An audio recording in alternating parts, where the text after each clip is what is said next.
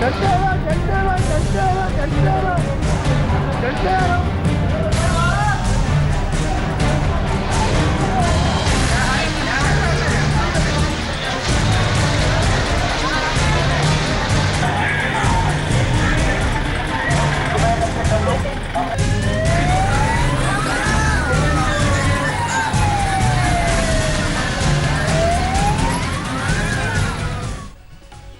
नमस्कार, 3 बजे की इस खास पेशकश में हम 3 एंकर्स एक बार फिर से हाजिर हैं। आपके साथ हूं मैं नेहा बातम। घर से जुड़ रही मेरी सहयोगी श्वेता झा और स्टूडियो में मेरे साथ मौजूद हैं मीनाक्षी कांडवाल। लेकिन शुरुआत आज 3 बजे की उस तस्वीर के साथ करेंगे जो आपको हिलाकर रख देगी। सोशल डिस्टेंसिंग किस तरीके से इसकी धज्जियां बांद्रा में उड़ाई गई, ये आप देखिए। वहां पर हजारों की संख्या में मजदूर पहुंच गए क्योंकि ट्रेन वहां पर चलनी थी। ये कहा गया था कि इस ट्रेन के लिए 1000 लोगों ने रजिस्ट्रेशन कराया है और इस ट्रेन के माध्यम से ये तमाम मजदूर बिहार पहुंचने की कवायद में थे। बांद्रा स्टेशन पर भारी संख्या में ये मजदूर जमा हो गए। इतनी भीड़ आ गई कि उन्हें संभालना मुश्किल हो गया। बांद्रा स्टेशन से श्रमिक ट्रेन बिहार के लिए चलनी थी जिसका रजिस्ट्रेशन बाकी तमाम मजदूरों ने किया था, लेकिन इसके अलावा जो रजिस्टर्ड नहीं थे वो श्रमिक, वो मजदूर भी स्टेशन तक पहुंच गए मीनाक्षी। और इसीलिए ये चिंता बढ़ गई क्योंकि सवाल ये भी उठ रहा है कि आखिर जिनका रजिस्ट्रेशन था वो यहाँ तक पहुंचे, लेकिन जिनका रजिस्ट्रेशन नहीं था यानी जिनके पास ऐसा कोई सबूत या प्रूफ नहीं था वो भी आखिर यहाँ तक कैसे पहुंचे और पुलिस के चेक पॉइंट से आगे निकलते चले गए। और श्वेता, कुछ देर पहले जब ये खबर हमने ब्रेक की तो उस समय मैंने संजय निरुपम से बात की और उन्होंने ये बात स्वीकार की कि मिसमैनेजमेंट तो है और उसका असर यहाँ जमीन पर दिखाई भी दे रहा है। लेकिन बड़ा सवाल यहाँ से ये उठता है कि जितने वादे मजदूरों से किए गए हैं वो वादे मजदूरों के मन में भरोसा नहीं जता पाए हैं और इसीलिए देश के अलग अलग शहरों से ऐसी तस्वीर हमें मिलती है और ये तस्वीर बांद्रा की है श्वेता। बिल्कुल मीनाक्षी, लेकिन यहाँ हैरानी की बात ये है मजदूर एक बार फिर से यहाँ पर पुलिस इनको लगातार बताने की कोशिश कर रही है, नहीं जा रही और यहाँ से वो अपने गांव जाना चाहते हैं। पिछली बार भी हमने एक बार देखा था कि प्रवासी मजदूर यहाँ पर जमा हुए थे जिन्हें गांव जाना है, रोका गया था। आपको कहाँ जाना है? बिहार जाना है। पुलिस बोली ट्रेन नहीं जा रही तो फिर क्यों ट्रेन डेली जा रही है? कल भी यहाँ के पुलिस बोली थी कि यहाँ ट्रेन नहीं जा रही है, समझे? कल 2 ट्रेन बिहार गई, झारखंड के लिए बोली नहीं जाएगी, कल भी झारखंड की ट्रेन गई है। सेकंड में झूठ बोलते हैं। आपको तकलीफ नहीं होगी? सर क्या करें सर, ये लोग जो है 4 दिन से सर कॉल आया मेरे पास, लेकिन अभी तक कोई पोजीशन नहीं दिया सर। क्या करेंगे? अभी पुलिस हटा रही है लगातार बाजू में आपको, तो आपको हम लोग को बताया गया था कि 4 बजे ट्रेन है, लेकिन अब यहाँ पे आ रहे हैं तो अचानक पता चल रहा है कि नहीं। किसने बताया था ट्रेन है? वहाँ पे पता चला था। किसने बताया था ट्रेन जाने वाली? किसने बताया था आपको? पुलिस वाला बोला था। बताया किसने था आपको ट्रेन जाने वाली है? 7 बजे बिहार की किसने बताया था? पुलिस वाले सर। पुलिस वाले तो कह रहे ट्रेन नहीं जा रही यहाँ से। मालूम नहीं है सर, फोन आया, हम लोग का फोन आया था सर, तभी हम लोग गाड़ी नहीं मिला। जिससे मैं गाड़ी नहीं जा खड़े हूँ सर, क्या करूँ मैं अभी?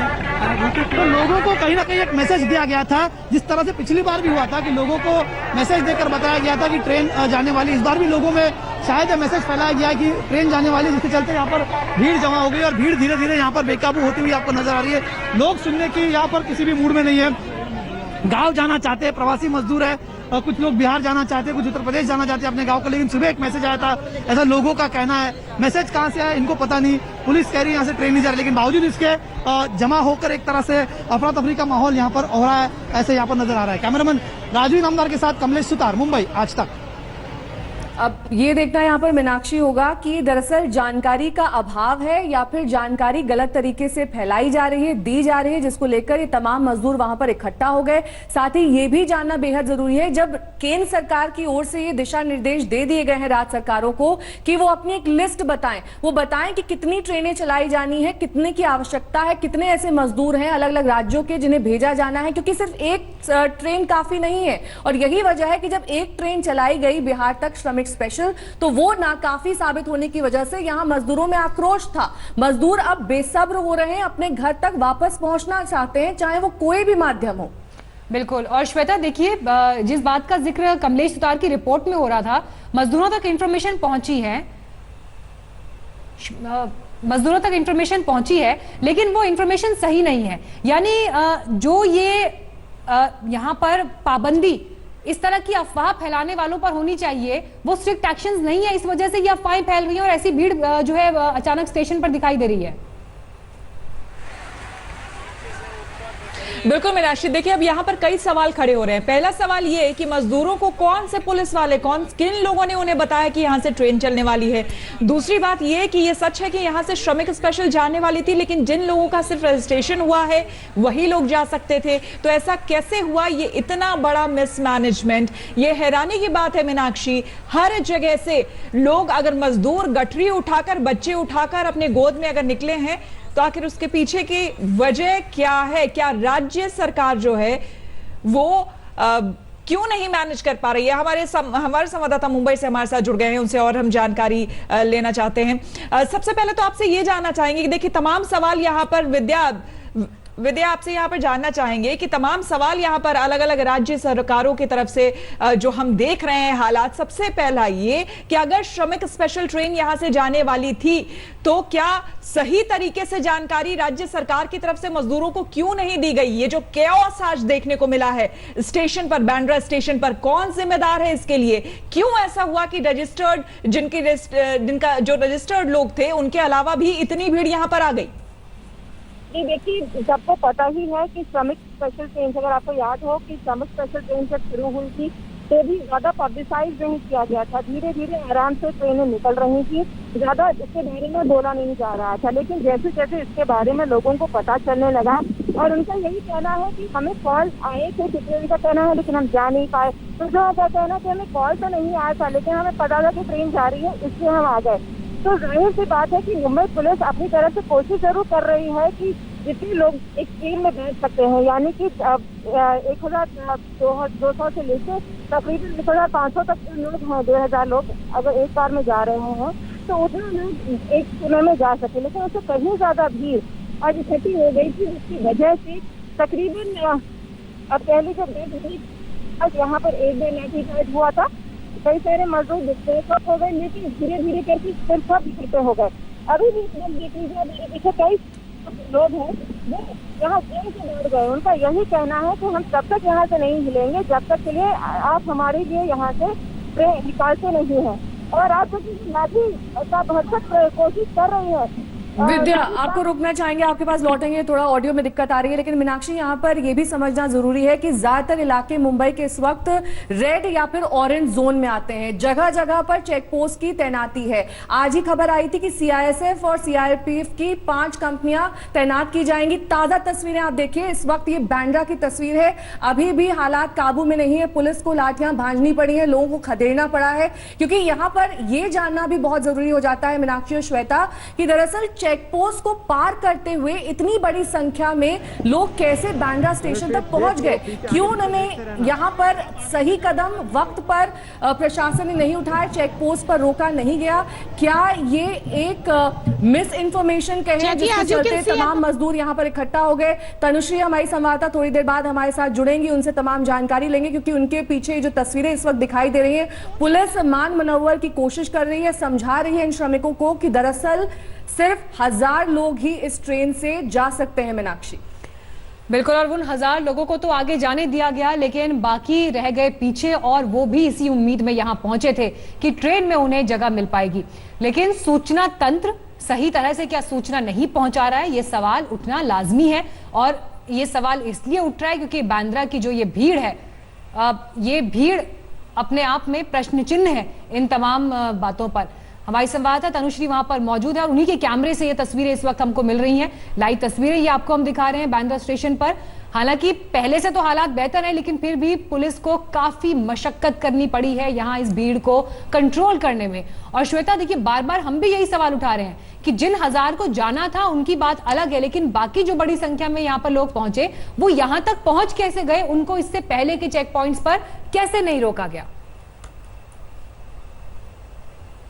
बिल्कुल मीनाक्षी, आप सही कह रही हैं। और कुछ ऐसी ही तस्वीर देखिए आज दिल्ली नोएडा बॉर्डर पर भी हमें देखने को मिली। देखिए कुल मिला के जितने भी राज्यों से, तमाम पूरे देश से जो इस तरह की तस्वीरें कहीं कहीं से आ रही है, उसमें सबसे बड़ा सवाल तो खुद राज्य सरकार पर उठता है कि आखिर ऐसी क्या मजबूरी हो गई। क्या वाकई राज्य सरकार जो है 2 जून की रोटी नहीं दे पा रही थी इन मजदूरों को कि इन्हें हर हाल में गठरी उठाए, परिवार उठाए, जैसे तैसे अपने घर के लिए पैदल निकलना पड़ा? सबसे पहला सवाल तो ये।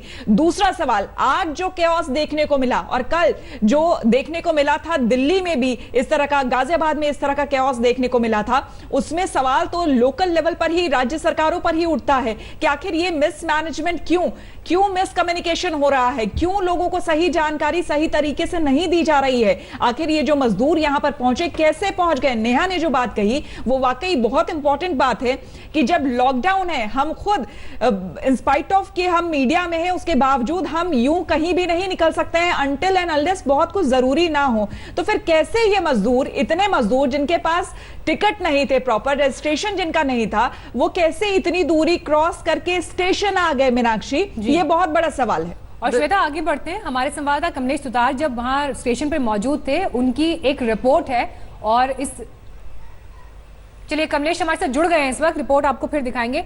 कमलेश, पहले तो ये बताइए, अब वहां पर स्थिति कंट्रोल में है क्या? जी, स्थिति थोड़ी थोड़ी यहाँ पर सामान्य करने की कोशिश पुलिस कर रही है, लेकिन थोड़ी देर पहले आपको बता दूं मीनाक्षी, कुछ ही क्षणों पहले यहाँ पर अभी पत्थर भी पड़े हुए मेरे कैमरा आपको दिखाएंगे। जिस तरह से यहाँ पर भीड़ बेकाबू हो रही थी, बढ़ रही थी, पुलिस ने उनको यहाँ से लाठीचार्ज करके भगाने की कोशिश की, लेकिन गुस्साई भीड़ ने यहाँ पर पुलिस पर पथराव करना शुरू किया। अब फिलहाल पुलिस ने इन सभी माइग्रेंट्स को, सभी मजदूर है, प्रवासी मजदूर है, उन्हें यहाँ से दूर हटाकर एक साइड में बैरिकेड कर दिया है और पुलिस लगातार उनको समझाने की कोशिश कर रही है कि यहाँ से कोई ट्रेन जाने वाली है नहीं और ट्रेनें यहाँ से जाने की ऑडियो चेक करिए, आपकी आवाज भीड़ बहुत करने से कम आ कोई रही फायदा है। नहीं। लेकिन तस्वीरें हम देख पा रहे हैं, आप जहां पर खड़े हुए हैं, दरअसल वहां पर अभी भी मजदूर जमा हुए हैं, वो वहां से हिलने को तैयार ही नहीं है। प्रशासन लगातार उन्हें समझा रहा है, ये कह रहा है कि वो अपने घरों तक वापस जाएं अगर उनके पास रजिस्ट्रेशन नहीं है, क्योंकि ये सख्त दिशा निर्देश दिए गए थे कि अगर आप रजिस्ट्रेशन कराते हैं तभी आपको इस ट्रेन पर बैठने दिया जाएगा। और मीनाक्षी, यही नहीं, कल हमने गाजियाबाद में भी इसी तरह की तस्वीरें देखी थी, जब रजिस्ट्रेशन काउंटर पे किस तरह की भगदड़ मची थी, ये तस्वीरें आपके सामने थी। विद्या हमारी संवाददाता इस वक्त तमाम जानकारी के साथ हमारे साथ जुड़ गई हैं। विद्या, सबसे पहला सवाल तो ये कि इतने सारे लोग इतनी बड़ी संख्या में अपना सामान लिए स्टेशन तक पहुंच जाते हैं, वहां तक प्रशासन बिल्कुल बेसुध दिखाई देता है कि आखिरकार ये श्रमिक, तमाम श्रमिक जो पहुंचे वहां पर बड़ी संख्या में, उन्हें चेक पॉइंट से कैसे गुजरने दिया गया? क्योंकि ये अलग अलग इलाकों से पहुंचे होंगे स्टेशन तक, जाहिर तौर पर इनकी चेकिंग कहीं तो की गई होती। विद्या जी देखिए, यहाँ पे एक बहुत बड़ी झुग्गी बस्तियां हैं जहाँ पीछे देख रहे हैं, जहाँ तक नजर जाती है यहाँ पे एक बहुत बड़ा स्लम है जहाँ से लोग यहाँ पे इकट्ठे हुए हैं। कई सारे जो लोग हैं ये सब पैदल ही आए थे, ये सब गाड़ियों में नहीं आए थे। जबकि आप अगर आप नोटिस करें तो जहाँ भी श्रमिक स्पेशल ट्रेन जहाँ से चल रही हैं वहाँ पर बीएसटी की बसों में दूर दूर के इलाकों से लोगों को लेके जाया जाता है। जितने लोग भर सकते हैं उतने ही ले जाते हैं। कोशिश यही रहती है कि कम ना पड़े, थोड़े 1-2 बस में ज़्यादा पहुँच जाते हैं, लेकिन फिर उन्हें अगर ज़्यादा हो जाते हैं तो उन्हें वापस भेज दिया जाता है। ये एक बहुत बड़ी झुग्गी बस्ती है, यहाँ से लोग खुद ही बैग्स उठा के चले आए यहाँ पर। और इन सब की अगर आप देखिए, आप फिलहाल कोशिश यही हो रही है मुंबई पुलिस की तरफ से कि इन सब को, काफी देर से वो यही कोशिश कर रहे हैं कि इन सबको वापस भेज दिया जाए, क्योंकि अभी फिलहाल कोई अच्छा, ट्रेन यहाँ से नहीं जाने वाली है। आपसे यहाँ जानना चाहेंगे, आप स्टेशन के किस हिस्से में खड़ी हैं? क्योंकि यहाँ पर बड़ी संख्या में पुलिस बल भी दिखाई दे रहा है जो इस वक्त इन श्रमिकों को समझाने की कोशिश कर रहा है कि वो अपने घर वापस लौट जाएं। किस हिस्से में आप मौजूद हैं, बताइए। जी देखिए, बांद्रा टर्मिनस के ये पास का ही इलाका है, बहुत ज़्यादा दूर नहीं है। बांद्रा टर्मिनस के ठीक बाहर ही ये बहुत बड़ी सी एक झुग्गी झोपड़ी है जहाँ पर कि ये लोग इस वक्त हैं। ये देख लीजिए, ये जो तादाद है ये काफ़ी ज़्यादा थी। इस वक्त ये लोग जो बचे हुए हैं ये सिर्फ और सिर्फ इस वजह से हैं क्योंकि वो अभी भी अड़ के बैठे हैं कि हमें तो आज ही जाना है। हालांकि मुंबई पुलिस के अधिकारी उन्हें बार बार इस बात के लिए समझा रहे हैं कि फिलहाल हमारे पास अभी कुछ भी हाथ में नहीं है। रेल प्रशासन अभी फिलहाल कोई गाड़ी नहीं चला रहा है, इसलिए जैसे ही अगर कोई गाड़ी जाएगी तब आप जरूर आ जाइएगा, आपको बुला लिया जाएगा। लेकिन इस वक्त की बहुत बड़ी तादाद में जो व्यूअर हमारे साथ जुड़े हैं, विद्या, जो व्यूअर हमारे साथ जुड़े हैं, श्रमिक स्पेशल ट्रेन को लेकर ये सारा कंफ्यूजन पैदा हुआ, श्रमिक स्पेशल ट्रेन कैसे चल रही हैं, क्या सिस्टम है और कैसे लोगों को इन्फॉर्म किया जाता है, थोड़ा इस पर आप रोशनी डालें। जी देखिए, जब भी श्रमिक स्पेशल ट्रेन चलती है उसके पहले मुंबई पुलिस हर इलाके में जाके जो रजिस्ट्रेशन, अगर आपको याद हो, लंबी लंबी कतारें लगी थी बीच में स्टेशन पर, जहां पर कि पुलिस स्टेशन में लोग रजिस्टर कर रहे थे। उस रजिस्ट्रेशन के दौरान उस रजिस्ट्रेशन में वो लोग जिक्र करते हैं कि उन्हें कहाँ जाना है और उस समय वो आधार कार्ड दिखाते हैं। उस आधार कार्ड के आधार पर, अगर आपको याद हो, श्रमिक स्पेशल ट्रेन ऐसी ट्रेन नहीं है जो हर जगह रुक रुक के जाती है। वो एक स्पेशल ट्रेन होती है जो, जैसे अगर मुंबई के बांद्रा इलाके से निकली तो सीधे मान लीजिए पटना या सीतामढ़ी, दोनों में से एक लोकेशन जो भी होगा वहां पर जाएगी और वहां से आप लोगों को घर जाना होता है। तो हर जगह रुकते हुए तो नहीं जाती है वो श्रमिक स्पेशल ट्रेन। तो जो लोग पटना के लिए, से फॉर एग्जांपल, अगर बिल्कुल विद्या, बहुत बड़ा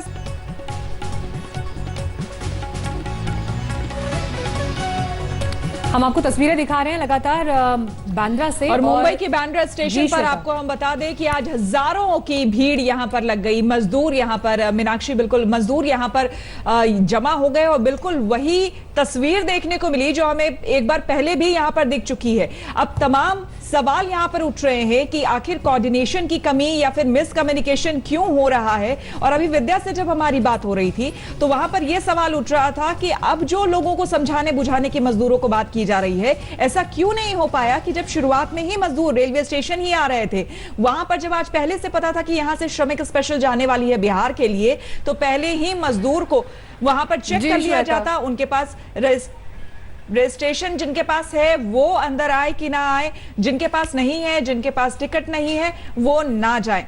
तो ये एक बड़ा सवाल यहाँ पर कई सारे सवाल हैं जिनका अब जवाब बाकी है, लेकिन इस तरह की कमोवेश तस्वीरें देश भर से आ रही हैं जहां पर श्रमिक अपने अपने घर वापस लौटना चाहते हैं और इसी कवायद को लेकर पूरी तरीके से राजनीतिक सियासत भी हो रही। मुंबई में मजदूर पर्याप्त ट्रेन के लिए परेशान है, वहीं दूसरी तरफ यूपी में भी बस चलाने का वादा यहां पर प्रियंका गांधी ने किया था, 1000 बसें दी जानी थी यूपी सरकार को, लेकिन राजनीति इनके सामने एक रोड़ा बनकर सामने आई। किस तरह से बयानबाजी हो रही थी मीनाक्षी, ये बताइए, और साथ ही ये भी बताइए कि अब तक ये बसें वहां तक पहुंच सकी भी हैं या नहीं।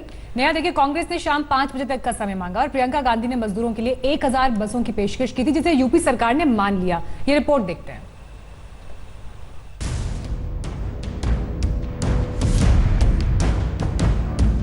आदरणीय मुख्यमंत्री जी, मैं आपसे निवेदन करना चाहती हूँ, ये राजनीति का समय नहीं है। बेबस मजदूर और बस पर सियासत, यूपी में कुछ ऐसा ही चल रहा है। मजदूरों के लिए कांग्रेस महासचिव प्रियंका गांधी की बसों की पेशकश पर सियासी तीर थम ही नहीं रहे। पहले प्रियंका ने पेशकश पर ध्यान न देने का आरोप लगाया और मुख्यमंत्री ने मंजूरी दे दी तो बस की लिस्ट और देरी पर बयानबाजी की झड़ी लग गई। यूपी के गृह विभाग ने प्रियंका के सचिव को चिट्ठी लिखकर आज दोपहर 12 बजे की मोहलत दी। तय वक्त पर नोएडा और गाजियाबाद बॉर्डर पर 500 बसें लगाने का निर्देश दिया तो प्रियंका के सचिव ने चिट्ठी लिखकर शाम की मोहलत मांग ली। वजह राजस्थान और दूसरे राज्यों से बस लाने और परमिट को बताया। लेकिन घमासान तो मुख्यमंत्री योगी आदित्यनाथ के सलाहकार मृत्युंजय कुमार के आरोपों पर छिड़ा, जिसमें उन्होंने बस की लिस्ट में बाइक और ऑटो के नंबर का हवाला दे दिया। उन्होंने कुछ रजिस्ट्रेशन नंबर का भी जिक्र किया, मसलन 10 नवंबर 2016 को रजिस्टर हुई वाहन संख्या UP 83 T1006। मृत्युंजय कुमार ने दावा किया कि ये बस नहीं बल्कि एक 3 व्हीलर है। इसी तरह उन्होंने RJ 14 TD 1446 नंबर भी सामने लाया और बताया कि ये कार का नंबर है। हमने तो मना ही नहीं किया है, हम तो कह रहे हैं आपने फिटनेस का दे दिया है, ड्राइवर की डिटेल दे दी, हम ले लेंगे। हम तो कल से बोल रहे हैं, इसमें तो कोई दो आपत्ति है ही नहीं हमें। आप यहाँ पर भी चिट्ठीबाजी करके पॉलिटिसाइज कर रहे हो, एक सिंपल प्रक्रिया को आप अपनाने को नहीं तैयार हो।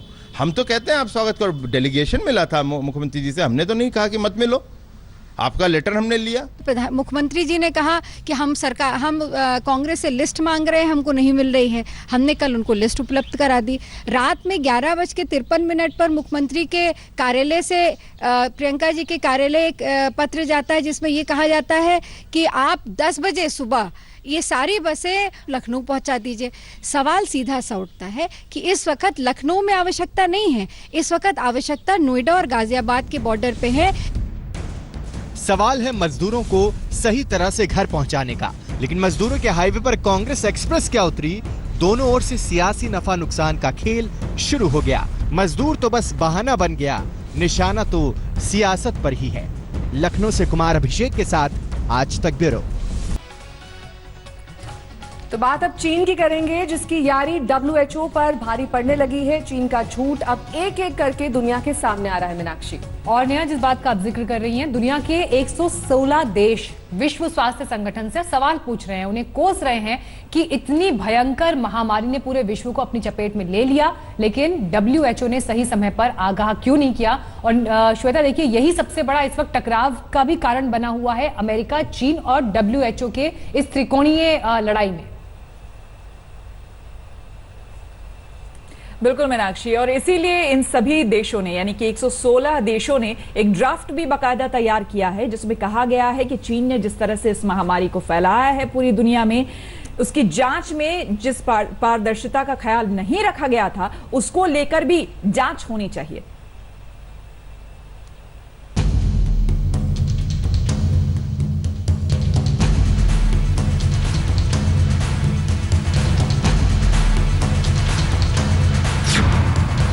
चीन के बनाए जाल में ही फंस गया WHO।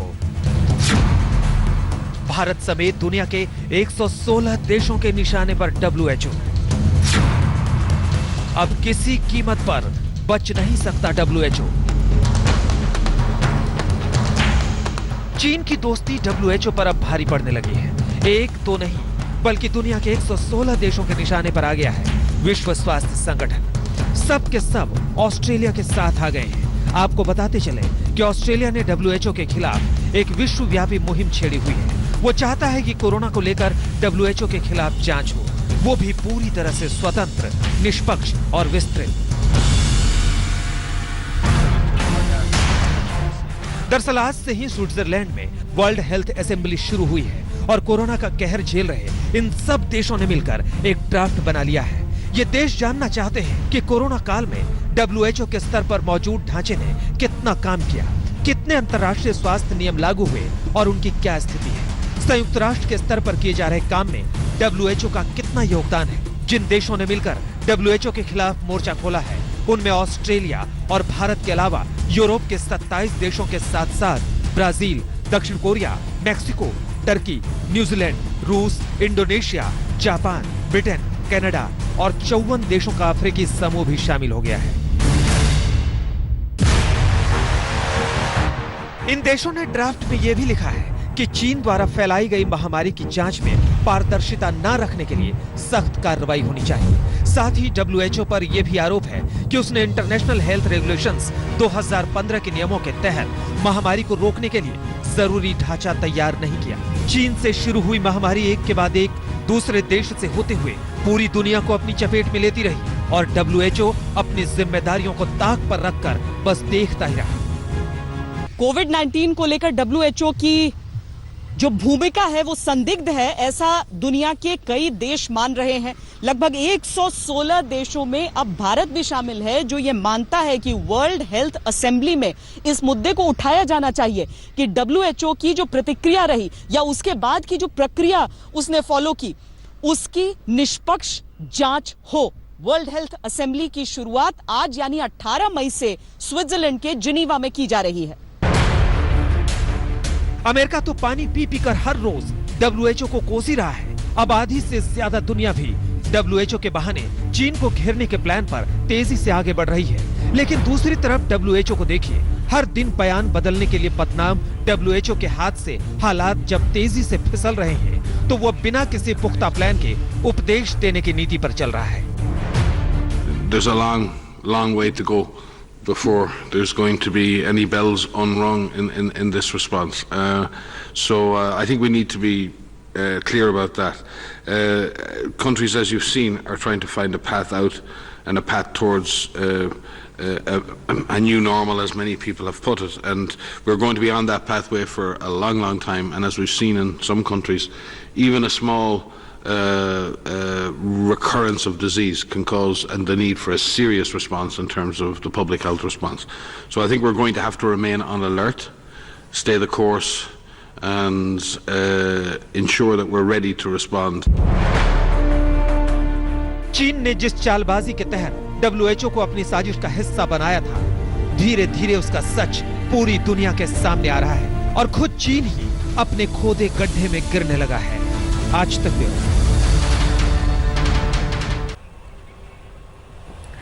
कोरोना को लेकर हर कोई सोशल डिस्टेंसिंग कर रहा है और ये फॉलो करना हर किसी के लिए जरूरी है, लेकिन शायद चाइना ने नहीं सोचा होगा कि उससे अब आर्थिक डिस्टेंसिंग कोरोना की वजह से ही लोग करने लगेंगे। मीनाक्षी, और जिस बात का जिक्र श्वेता आपने किया, ऐसी कई रिपोर्ट्स हैं जिसमें ये कहा गया है कि कैसे एक के बाद एक कई कंपनीज चीन का साथ छोड़ रही हैं। और नया आप तो बिजनेस बीट को कवर करती हैं, मुझे लगता है आप इस पर ज्यादा बेहतर कमेंट कर सकती हैं। बिल्कुल, और कई ऐसी कंपनियां हैं जिन्हें अब भारत अपनी ओर लुभाना चाहती है, आकर्षित करना चाहती है ताकि वो चीन को छोड़कर भारत में निवेश करें, क्योंकि काफी ज्यादा निवेश की जरूरत है हिंदुस्तान में इस वक्त। जब निवेश होगा तभी रोजगार पैदा होगा और यही वजह है कि हो सकता है कि आने वाले वक्त में अर्थव्यवस्था के लिहाज से, व्यापार के लिहाज से चीन को साइडलाइन कर दिया जाए।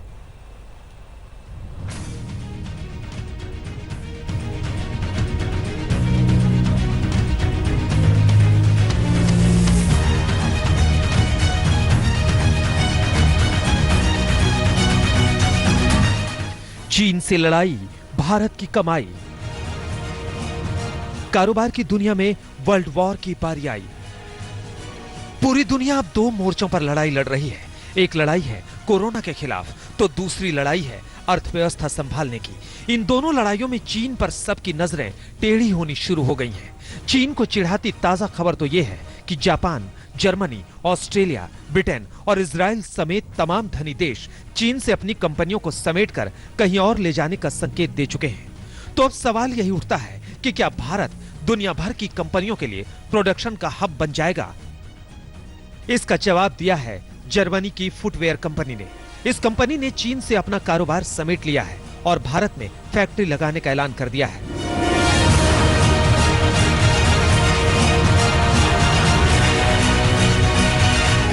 वॉन वेलेक्स स्टाइलिश और हेल्दी फुटवेयर्स के लिए मशहूर है। इस ब्रांड से जुड़ी कंपनी ने हाल ही में चीन में अपनी फैक्ट्री को बंद करने का फैसला किया है और अपनी नई प्रोडक्शन यूनिट को भारत लाने का फैसला किया है। जल्द ही आगरा में वॉन वेलेक्स का प्रोडक्शन शुरू होगा। वैसे भी आगरा फुटवेयर प्रोडक्शन के लिए पूरी दुनिया में मशहूर है। इसके लिए जर्मन कंपनी ने आईट्रैक इंडस्ट्रीज के साथ समझौता भी कर लिया है। करार के मुताबिक आईट्रैक कंपनी इस जर्मन कंपनी का प्रोडक्ट बनाएगी और उस पर क्वालिटी कंट्रोल जर्मन की कंपनी का ही रहेगा। भारत में आईट्रैक कंपनी पहले से ही इस जर्मन कंपनी का कासा एवर जिम का प्रोडक्ट वन विलेज के नाम से बना रही है। बट अब ये अपना चाइना का सारा बिजनेस कोविड-19 के मद्देनजर रखते हुए और उसकी परेशानियों को देखते हुए, जिससे पूरा बिजनेस सिनेरियो चेंज हो रहा है पूरी दुनिया में, ये अब अपना वो चाइना का बिजनेस को इंडिया में लाने के लिए उसने हमारे संग करार फाइनल कर दिया है, जिससे इंडिया में हमें कई तरीके के फ़ायदे होंगे। जैसे हमारी क्वालिटी जो हम इंपोर्ट से लाना पड़ता था हमें जो फुटवेयर, वो अब हम high quality German quality footwear यहाँ बना पाएंगे। आईट्रैक कंपनी से करार होने के बाद फैक्ट्री को आगरा में ही लगाना चाहते हैं और उन्हें उम्मीद है कि सरकार से उन्हें हर तरह की मदद मिलेगी। वैसे यूपी सरकार के लिए भी आपदा में ये किसी अवसर से कम नहीं है। ये प्रसन्नता की बात है कि जो उद्योग चीन में लगे हुए हैं, उसने चीन के अलावा विकल्प के आधार पर अथवा और बेहतर स्थिति में अपने आप को लाने के लिए भारतवर्ष को चुना है। और उससे भी मेरे लिए उत्तर प्रदेश सरकार का सहयोगी मंत्री होने के नाते यह प्रसन्नता और भी मेरे लिए बढ़ जाती है कि भारतवर्ष में उसने उत्तर प्रदेश को चुना है।